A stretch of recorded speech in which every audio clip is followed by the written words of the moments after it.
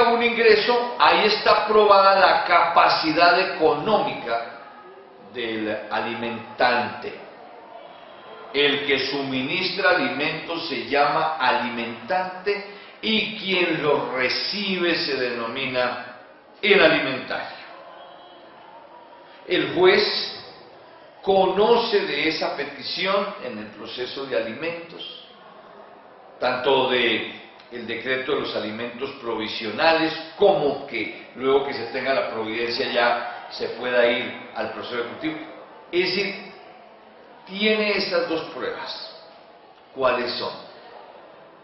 Demostración del vínculo y dos, capacidad económica del alimentante para responder por los alimentos de sus menores hijos.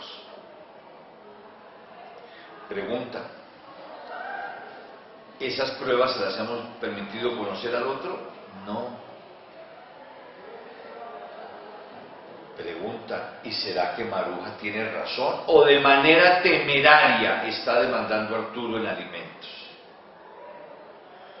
Obviamente y claramente uno diría, pues los dos presupuestos básicos están: parentesco e ingresos, para a partir de allí tasar una cuota alimentaria. Trabaja en los almacenes Chum, devenga tanto, luego ahí está aprobado. Luego que se le decreten los alimentos provisionales, incluso se llegue a continuar con un ejecutivo de alimentos, etcétera, pues ahí ya se invierte la carga de la prueba. Arturo, estos son sus hijos, luego usted le debe alimentos a sus hijos, y como no le ha pagado los alimentos a sus hijos, pues entonces nos toca decretarle aquí unas medidas cautelares. Ok, muy bien. Pero eso no significa que luego no lo vayamos a escuchar. Pero por lo menos por ahora, con esas pruebas que trajeron, parentesco más ingresos, para mí es más que suficiente, dice el juez, para decretar la medida de ejecución anticipada del fallo, pero también para la medida cautelar en el Ejecutivo de Alimentos de embargarle su salario. Y él pruebe que usted está cumpliendo. Probado el parentesco, se sabe que todos quienes somos padres de chivatos, pues tenemos que alimentarlos, porque figúrese si no. Sí, pero es posible que yo esté cumpliendo y sea una demanda absolutamente temeraria. Ah, bueno, ahí eso ya es después de que me notificaron y después de que yo he podido controvertir esas pruebas. Luego ya las cosas serían diferentes. Muy bien.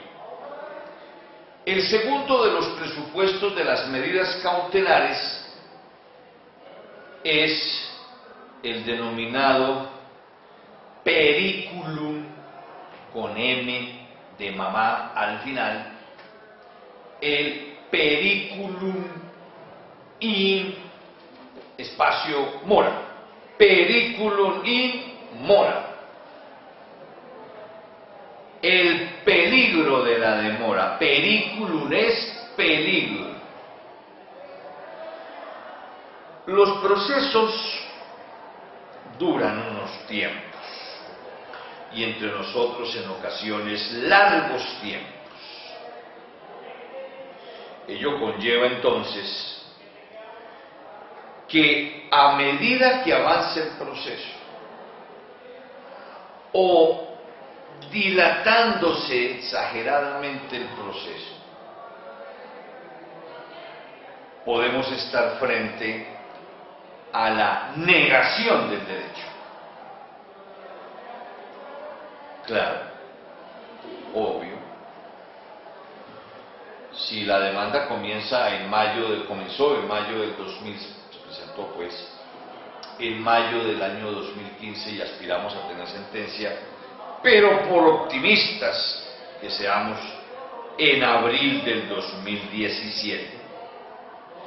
¿Qué me garantiza si no tomo una medida que el demandado no sea insolvente. Es que siendo colombiano uno se negaría a pensar que se quede con su patrimonio y antes trabaja duro para que el patrimonio aumente, para tener con qué responder si hay una condena. No. Empezando que el mejor amigo, y por qué no, en ocasiones el abogado, va a ser el primero que le recomienda y le dice: Arturo, vende esa camioneta, porque de esa camioneta pidieron una medida cautelar.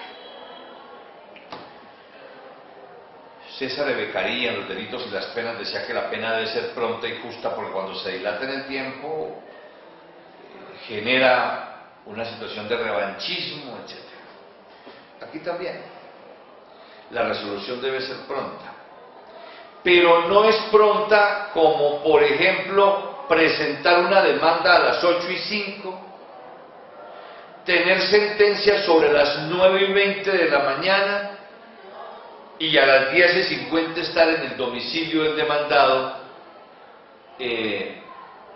tomando unos bienes para llevarlos a un remate. No funciona así. Los procesos se demoran y en ocasiones años. Ese tiempo, lo expresaba Francesco Carneluti, es el que utiliza la parte que debe soportar la medida cautelar, lo utiliza para sustraerse al cumplimiento de esa decisión judicial. ¡Qué problema! Entonces, el presupuesto del periculum in mora me dice: esa demanda provocada en mayo del 2015, que aspiramos tenga sentencia en noviembre del 2016, no podemos esperar hasta noviembre del 2016, porque lo más probable es que el demandado adopte unas conductas, unas posiciones, realice unos actos tendientes a sustraerse a esa resolución judicial. Entonces ustedes, los expertos en procesal, dicen: uy, no podemos esperar tanto. Listo, señor juez, si esos son los tiempos del proceso, profiera sentencia en agosto-septiembre del 2016. Pero en este momento, en junio del 2015, necesito practicar unas medidas cautelares. Luego, el periculum in mora nos dice: a mayor tiempo del proceso, menor posibilidad de efectivizar el derecho. Perfecto. Luego, las normas son coincidentes en señalar sobre medidas cautelares que la cautela debe decretarse y practicarse por regla general al comienzo de la actuación, antes de haber vinculado al demandado, porque si no, tendrá la tendencia a asumir conductas que lo llevarían a burlar la decisión judicial, y que eso hay que hacerlo pronto. Como debe ser pronto, entonces miremos los artículos 588 del Código General del Proceso y el 685 del CPC. 685 del CPC, 588 del Código General del Proceso. Y allí las normas, palabras más, palabras menos, son coincidentes en señalar que cuando a un juez se le solicita una medida cautelar fuera de audiencia, porque si es en audiencia, pues será allí, en ella, pero dice el nuevo estatuto, artículo 588, las partes, cuando soliciten una cautela por escrito, el juez tendrá que resolver sobre ella a más tardar al día siguiente.